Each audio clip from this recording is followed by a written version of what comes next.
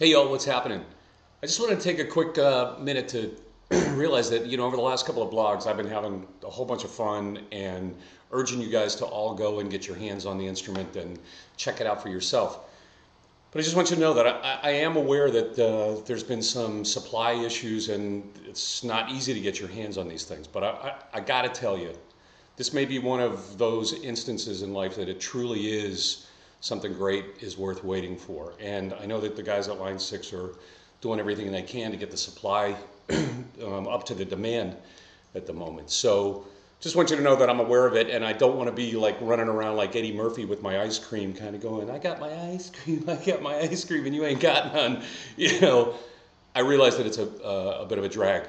But I got to tell you, I am just having so much fun with this thing. And the last week, I've been getting ready for, I'm leaving in 10 minutes to go to Vegas for this gig with the FMOs. And I have spent, I just got, this is a second, this is one of the Korean production models of the JTV 69. And I just got this. It's a second. I don't know why. It plays really nicely, sounds really good acoustically. All the other things that I checked out on the original American made that I had, it sounded good. But what I did over the last week between using this, and I'm going to do this gig using the Variax and the Pod HD 500. But I've spent time with the instrument and the Variax Workbench software, and it's amazing. I've been able to totally in two of the custom banks on this thing recreate. Now they're not models of my exact guitars, but they're close enough where I've got it set up so that this thing is my telly with the humbuckers, my Strat in the in-between out of phase positions, which is what I mostly use on that guitar. And the other custom bank is set up with a parlor acoustic with a capo at the 7th fret, a jumbo acoustic with a capo at the 4th fret, an open D tuning on a dreadnought, a Dan Electro in Dadgad tuning, and a sitar.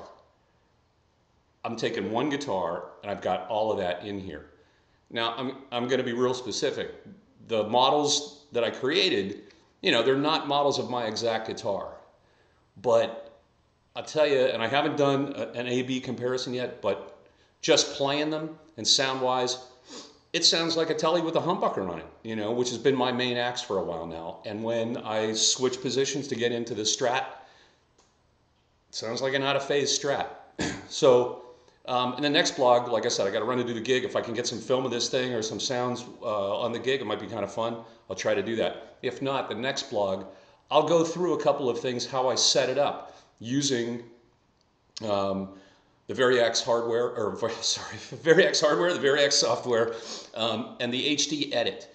I was able to set up banks where I just, at a click of a switch, I'm jumping from, stacks and Les Paul sounds, like I said before, to acoustic 12 strings. And actually the guys at Elliot and Rich helped me out, set up a couple of things where I actually have a 12-string acoustic sound going on in one channel at the same time while I've got a stack with my humbucker telly going through another thing for these big layered fat sounds for some of the tunes that we're doing.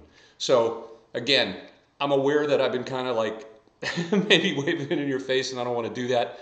I know the guys at Line 6 are working on the production and supply issues, so it's coming soon. Definitely worth waiting for, man. I got to tell you. We'll see you soon. Let it rock.